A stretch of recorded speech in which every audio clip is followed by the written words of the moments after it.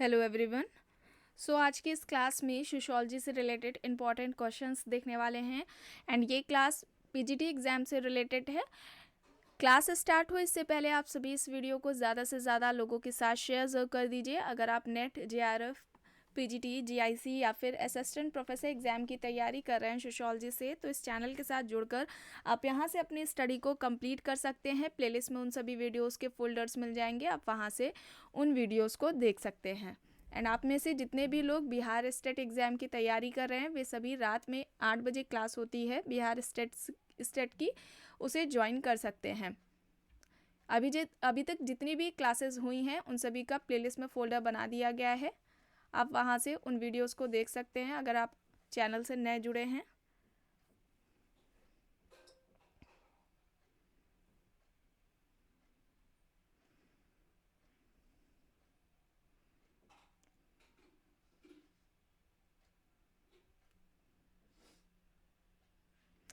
प्रश्न है, समुदाय सामाजिक जीवन के संपूर्ण संगठन का नाम है यह कहना है। ऑप्शंस हैं बियरस्टेट, बोगार्डर्स, किंग्सले डेविस, ऑगबर्न एंड निम्कॉफ। यहाँ पर राइट आंसर क्या होगा? समुदाय सामाजिक जीवन के संपूर्ण संगठन का नाम है यह कहना किसका है?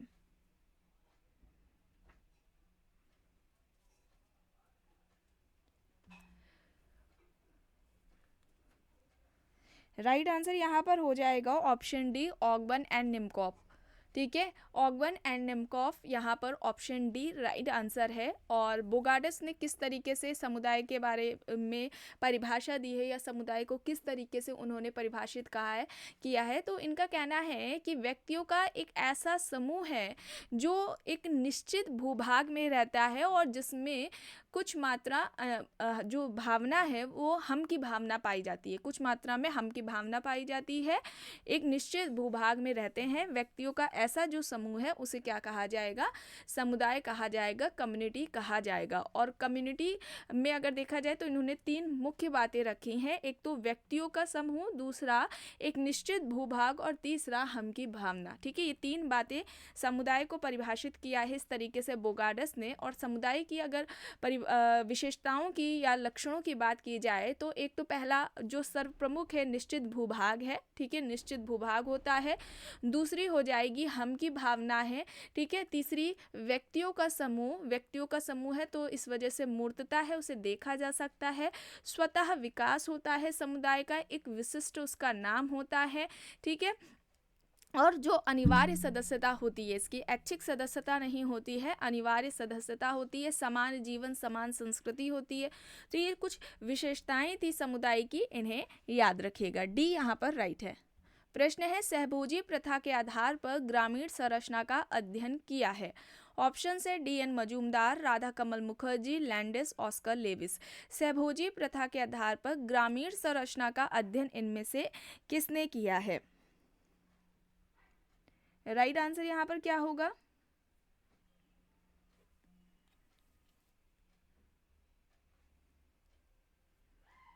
राइट आंसर यहाँ पर क्या हो जाएगा?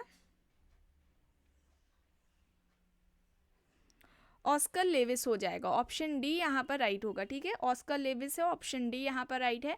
एंड ऑस्कर लेविस ने गरीबी संस्कृति की अवधारणा भी दी थी, ये भी एग्जाम में पूछा जाता है। ये अवधारणा है किसकी? ऑस्कर लेविस की है। इसके अलावा इन्होंने जजमानी व्यवस्था को शोषणकारी संस्था भी कहा है।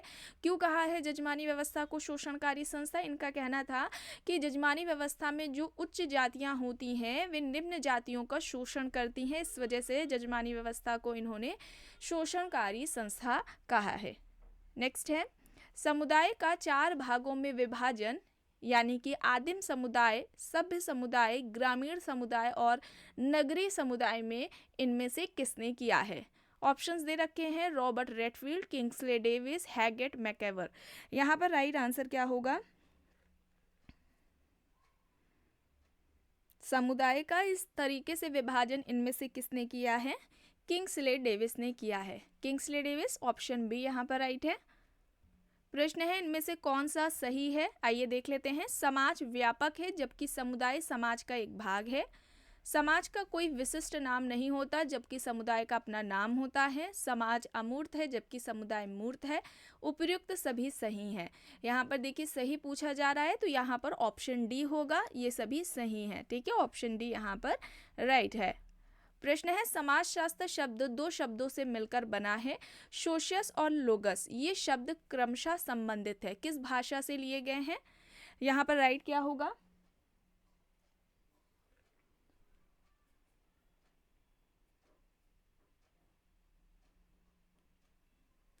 यहाँ पर राइट क्या होगा? लैटिन और ग्रीक भाषा के हैं। ऑप्शन ए यहाँ पर राइट होगा। और इसकी आलोचना जॉन स्टुअर्ट मिल ने भी की थी। इन्होंने क्या कहा था? समाजशास्त्र दो भिन्न भाषाओं की अवैध संतान है। प्रश्न इस तरीके से पूछा जाता है कि समाजशास्त्र को दो भिन्न भाषाओं की अवैध संतान किसने कहा है? तो जॉन स्टुअर्ट मिल है। और समाजशास्त्र के जनक कौन है? अगस्त कॉम्ट है।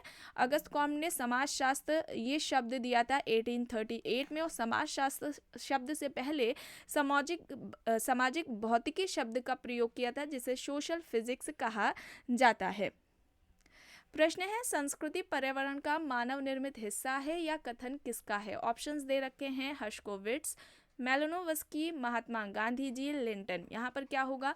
संस्कृति पर्यावरण का मानव निर्मित हिस्सा है। एंड संस्कृति यानी कि कल्चर, इस टॉपिक को कंप्लीट कराया जा चुका है। अभी तक इस चैनल पर जितने भी क्लासेस ली जा चुकी हैं उन सभी का प्लेलिस्ट में फोल्डर बना दिया गया है। अगर आप चैनल से पहली बार जुड़े हैं, पहली बार इस क्लास को देख रहे हैं, आप सभी प्लेलिस्ट चैनल की ज़रूर चेक कर लीजिए। किसी भी आप एग्ज़ाम की तैयारी कर रहे हो सोशियोलॉजी से रिलेटेड, अभी तक जितनी भी क्लासेस हुई हैं सभी एग्ज़ाम्स को ध्यान में रखते हुए ली गई हैं, तो आप देख सकते हैं उन क्लासेस को। यहाँ पर राइट आंसर क्या होगा?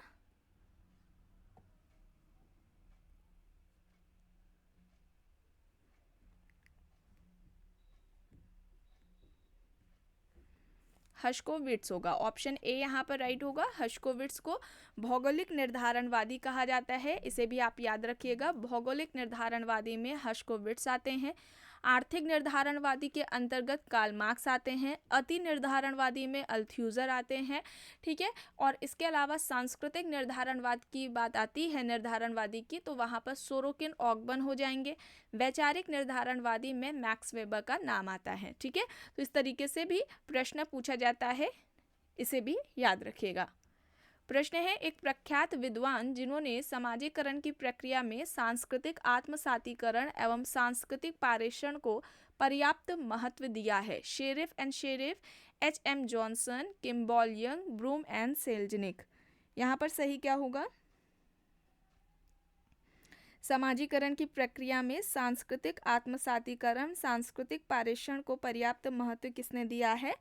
किम्बॉल यंग ने। किम्बॉल यंग, ऑप्शन सी यहाँ पर राइट है। और समाजीकरण इस टॉपिक को भी कंप्लीट कराया जा चुका है। सबसे पहले समाजीकरण इस शब्द का प्रयोग जॉर्ज हर्बर्ट मीड ने किया था। समाजीकरण कैसी है? एक सीखने की प्रक्रिया है जो व्यक्ति के जीवन प्रयत्न चलती रहती है।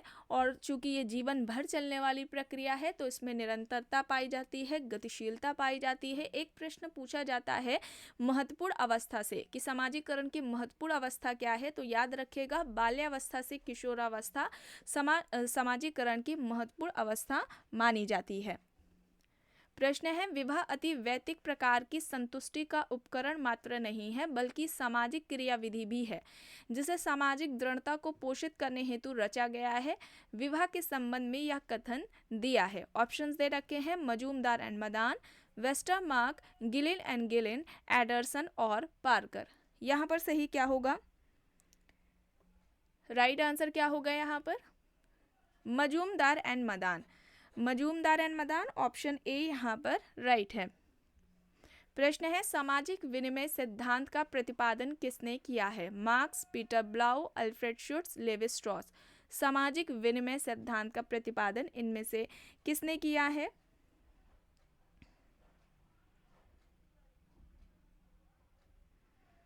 राइट आंसर यहाँ पर पीटर ब्लाउ होगा। ऑप्शन बी यहाँ पर राइट आंसर होगा। प्रश्न है इनमें से किसने विवाह को बच्चों के प्रजनन एवं रख रखाव हेतु समझौता कहा है? मेलानोवस्की, वेस्टरमार्क, मर्डॉक, टाइलर। यहाँ पर सही क्या होगा? राइट आंसर क्या होगा यहाँ पर?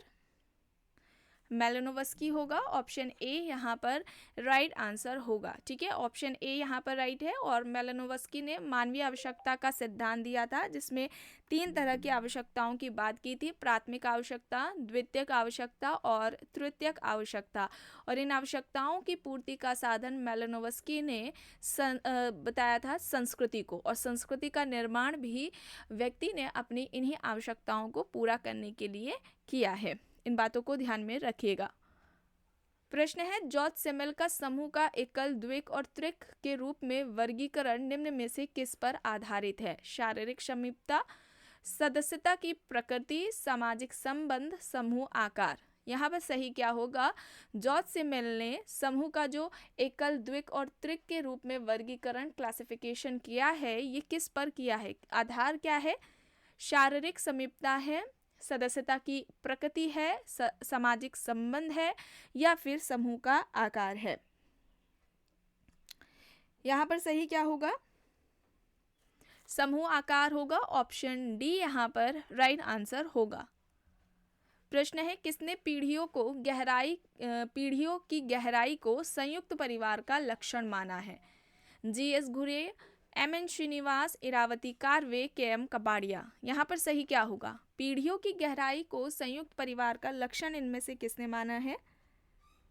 राइट आंसर यहाँ पर हो जाएगा के.एम. कपाड़िया। ऑप्शन डी यहाँ पर राइट आंसर होगा। प्रश्न है, अनेक संस्कृतियों में कुछ व्यक्तियों के निश्चित सामाजिक संबंधों में एक दूसरे से औपचारिक दूरी बनाए रखने की आवश्यकता को कहते हैं? परिहास व्यवहार, परिहार व्यवहार, सहप्रसविता या सहकष्टी, या पितृविश्वस्त।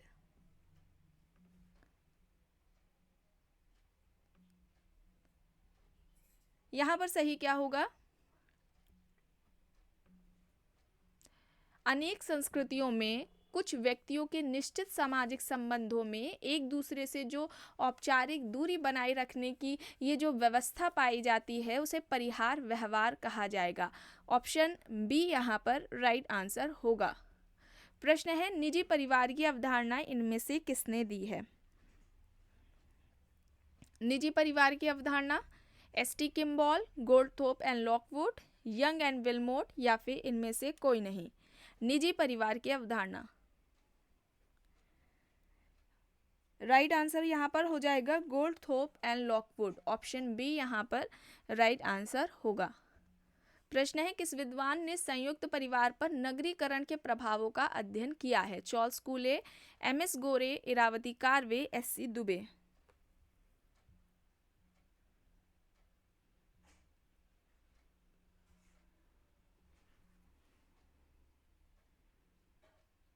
यहाँ पर सही क्या होगा?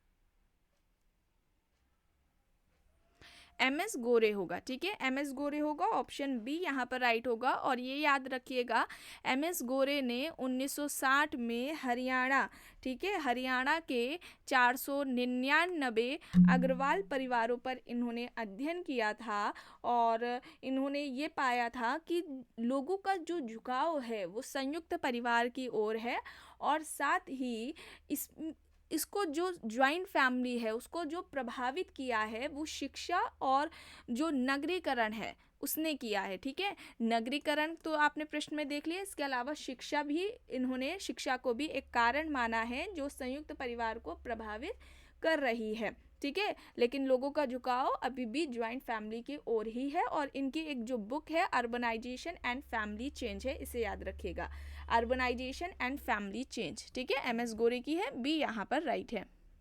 प्रश्न है, समाजवादी समाजों में परिवार नाम की संस्था को निर्मूल कर देना चाहिए, यह तर्क दिया है? ऑप्शन है Lucy Mair, Engels, Robin Fox, William Wolf. यहाँ पर सही क्या होगा? समाजवादी समाजों में परिवार नाम की संस्था को निर्मूल कर देना चाहिए, ऐसा तर्क किसका है? तो यहाँ पर राइट आंसर एंजल्स हो जाएगा, बी यहाँ पर राइट होगा। प्रश्न है, प्रगति स्वीकृत मूल्यों के संदर्भ में इच्छित मूल्यों की ओर बढ़ना है, यह विचार है? ऑप्शन है MacIver and Page, Ginsberg, Gurvitch and Moore, Ward. प्रगति स्वीकृत मूल्यों के संदर्भ में इच्छित मूल्यों की ओर बढ़ना है, यह विचार इनमें से किसका है? प्रगति प्रोग्रेस किसे कहा जाता है? तो कोई परिवर्तन जो समाज के हित में हो, समाज के लिए लाभकारी माना जाए, अच्छा हो, उसे ही हम प्रगति कह सकते हैं। ठीक है। और एक प्रश्न बनता है कि प्रगति की तुलना गिरगिट से किसने की है? इस तरीके से आता है, मैकएवर एंड पेज का वो कहना है। यहाँ पर गुरविच एंड मूर है, ऑप्शन सी यहाँ पर राइट आंसर होगा। प्रश्न है, इनमें से किसने माना कि भौगोलिक कारक सामाजिक परिवर्तन के लिए उत्तरदायी हैं? भौगोलिक कारक को सामाजिक परिवर्तन के लिए उत्तरदायी कारणों में से इनमें से किसने माना है? Huntington, Ogburn, Julian Huxley, Veblen. यहाँ पर राइट क्या होगा? हंटिंगटन होगा। ठीक है, हंटिंगटन होगा। और हंटिंगटन को भौगोलिक निर्धारणवादी माना जाता है, आप लोगों को बताया गया है अभी। प्रश्न है, इनमें से किसके मतानुसार समाज का एक स्तर दूसरे स्तर में जाने की प्रक्रिया के पीछे वर्ग संघर्ष का मुख्य योगदान रहा है? Karl Marx, Simmel, Hegel, Coser. क्या होगा यहाँ पर सही? समाज का एक स्तर से दूसरे स्तर में जाने की जो प्रक्रिया है उसके पीछे वर्ग संघर्ष का मुख्य योगदान रहा है, ऐसा किसका कहना है? राइट आंसर कार्ल मार्क्स होगा। ऑप्शन ए यहाँ पर राइट आंसर होगा। और कार्ल मार्क्स को पूरा कंप्लीट कराया जा चुका है। इनके जो भी थ्योरीज सिद्धांत रहे हैं, जैसे कि द्वंद्वात्मक भौतिकवाद का सिद्धांत, जो क्लास कॉन्फ्लिक्ट यानी वर्ग संघर्ष का सिद्धांत है, इसे भी, साथ ही सामाजिक संरचना के जो दो प्रकार, अधिसंरचना और जो अधोसंरचना है वो क्या है, उसे भी कंप्लीट कराया गया है। सरप्लस वैल्यू का सिद्धांत जो अतिरिक्त मूल्य का सिद्धांत है, मिथ्या चेतना क्या है, स्वयं में वर्ग और स्वयं के लिए वर्ग की अवधारणा क्या है, इन सभी को कंप्लीट कराया गया है। और साथ ही में इनके जो महत्वपूर्ण कथन हैं जो कि एग्जाम्स में पूछे जाते हैं, उन पर क्लास ली गई। और जो बाकी की क्लासेस हैं उन पे उनकी जो कार्ल मार्क्स के जो इम्पोर्टेंट क्वेश्चंस हैं उन्हें उन क्लासेस में कंप्लीट कराया गया है। और इसका जो फोल्डर है आपको कार्ल मार्क्स के नाम से ही प्लेलिस्ट में मिल जाएगा। चलिए आगे देखते हैं।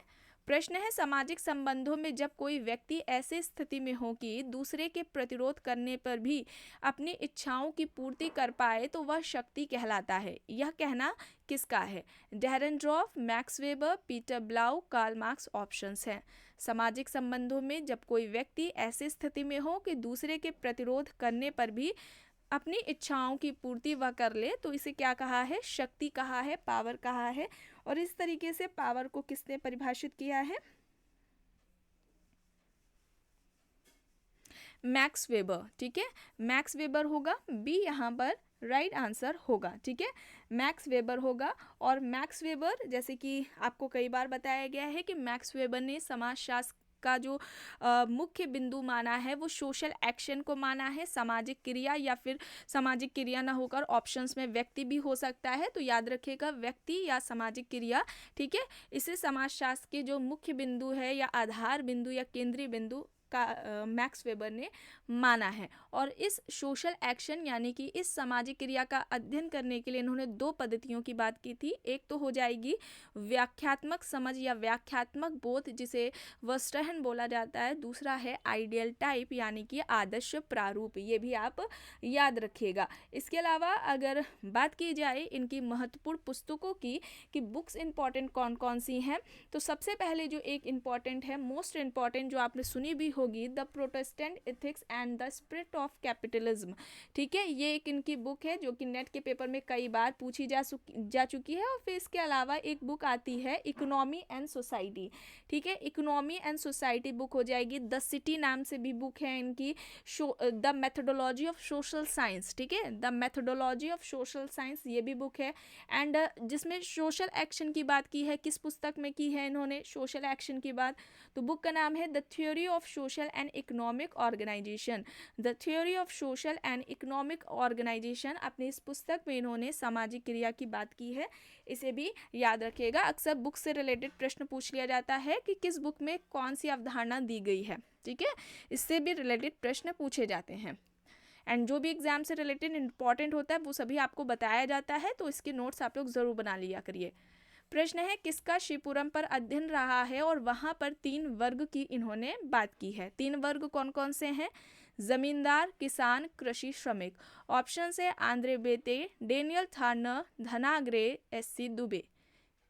श्रीपुरम पर इनमें से किसका अध्ययन है और वहां पर श्रीपुरम पर उन्होंने 3 वर्ग की बात की है? जमींदार, किसान, कृषि श्रमिक।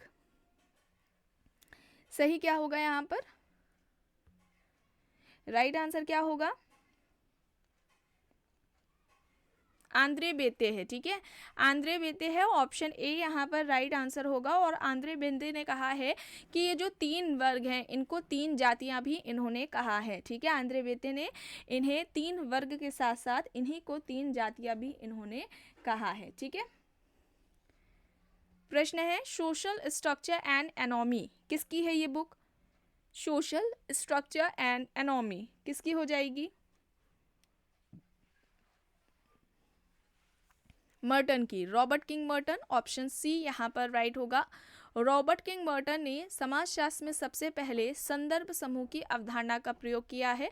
इस तरीके से भी प्रश्न पूछा जाता है, संदर्भ समूह की अवधारणा से संबंधित कौन है, किसने दिया है, तो मर्टन ने है। लेकिन अगर सबसे पहले पूछा जाता है कि सबसे पहले संदर्भ समूह अवधारणा का प्रयोग किसने किया है, तो वहाँ पर हाइमन हो जाएंगे। ठीक है, इसे भी याद रखिएगा। प्रश्न है किसने होपी जनजाति पर अध्ययन कर उसके वर्षा नृत्य में प्रकारों का विश्लेषण किया है? D N. Majumdar, Rivers, Raymond Firth, Merton. सही यहाँ पर कौन सा होगा विकल्प? होपी जनजाति पर इनमें से किसका अध्ययन रहा है और वहाँ पर जो होपी जनजातियों में वर्षा नृत्य पाया जाता है, रेन डांस है ना, उसमें जो फंक्शंस है उसकी बात इनमें से किसने की है? D N. Majumdar, Rivers, Raymond Firth, Merton options दे रखे हैं। यहाँ पर सही क्या होगा? रॉबर्ट किंग मर्टन होगा। डी यहाँ पर राइट होगा। प्रश्न है पुस्तक से संबंधित है, the symbolic life of man. The symbolic life of man किसकी है? Bloomer, Mead, Radha Kamal Mukherjee, बोर्दियो। बताइए, bloomer, Mead, Radha Kamal Mukherjee, बोर्दियो option है। The symbolic life of man पुस्तक है, किसकी हो जाएगी ये बुक?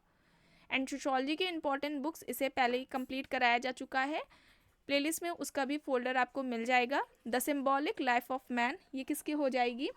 राइट आंसर है ऑप्शन सी, राधा कमल मुखर्जी। ठीक है, राधा कमल मुखर्जी, ऑप्शन सी यहाँ पर राइट है।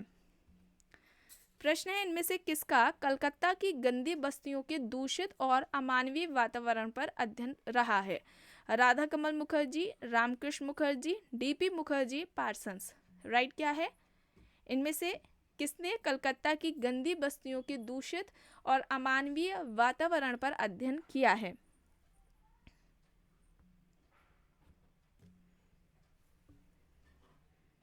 सही यहाँ पर क्या होगा? राधा कमल मुखर्जी। ठीक है, राधा कमल मुखर्जी, ऑप्शन ए यहाँ पर राइट आंसर है। ठीक है, राधा कमल मुखर्जी है, ऑप्शन ए यहाँ पर इनका जो ऑप्शन ए है वो यहाँ पर राइट आंसर हो जाएगा। ठीक है, और राधा कमल मुखर्जी ने मूल्यों पर गहन अध्ययन किया था और उस पर मूल्यों से रिलेटेड इनकी 2 पुस्तकें भी हैं जो कि एग्जाम्स में पूछी जाती है। पहली जो बुक है the social structure of values है, पहली बुक का नाम क्या है? The social structure of values है। और दूसरी जो बुक है द डायमेंशंस ऑफ वैल्यूज़। ठीक है, दूसरी पुस्तक का नाम क्या है? द डायमेंशंस ऑफ वैल्यूज़ है। ठीक है, ए यहाँ पर राइट है। प्रश्न है फ्रीडम एंड सिविलाइजेशन किसकी है ये book? Freedom and Civilization, Frazer, Karl Mannheim, Malinowski, Habermas. यहाँ पर सही क्या होगा? Freedom and Civilization. Right answer यहाँ पर मेलानोवस्की होगा, ऑप्शन सी यहाँ पर राइट आंसर होगा। प्रश्न है इनमें से किसका अध्ययन बिंदु मानवीय आवश्यकताएं हैं? Karl Marx, Malinowski, Radcliffe Brown, Max Weber. इनमें से किसका अध्ययन बिंदु मानवीय आवश्यकताएं हैं? मेलानोवस्की होगा, बी यहाँ पर राइट होगा। इन्होंने मानवीय आवश्यकता का सिद्धांत दिया था, भी आपको बताया है। 3 तरह की आवश्यकताएं बताई थी, प्राथमिक आवश्यकता, द्वितीयक आवश्यकता और तृतीयक आवश्यकता। और इन आवश्यकताओं की पूर्ति का साधन किसे बताया था? संस्कृति को बताया था। चलिए आगे देखते हैं। प्रश्न है Crime and Custom in Savage Society किसकी हो जाएगी? Evans Pritchard, Freud, Malinowski, Levi Strauss. Crime and Culture in Savage Society किसकी है पुस्तक? राइट आंसर क्या होगा यहाँ पर? राइट आंसर मेलानोवस्की होगा, ऑप्शन सी यहाँ पर राइट होगा। प्रश्न है किसने मानदंड के 2 प्रकार बताए हैं, जनरीतियां और जनरूढ़ियां? ऑप्शंस दे रखे हैं Sumner, Kroeber, Linton, Clark, whistler.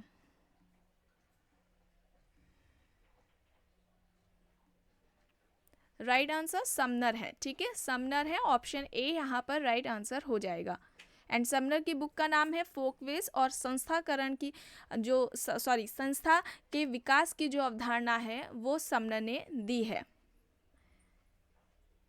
इनमें से कौन सा सही है पूछा जा रहा है, लास्ट क्वेश्चन है ये, आइए देखते हैं। नृजातीय केंद्रवाद हमारी संस्कृति सर्वश्रेष्ठ है, प्रजाति केंद्रवाद वह संस्कृति हमारी संस्कृति से श्रेष्ठ है, सांस्कृतिक सापेक्षवाद सभी संस्कृतियां अपने अपने स्थान पर श्रेष्ठ हैं, उपयुक्त सभी। राइट क्या होगा यहाँ पर? राइट होगा उपयुक्त सभी, ऑप्शन डी यहाँ पर राइट होगा। एंड आज की क्लास में बस इतना ही। आई होप ये आपको पसंद आई होगी।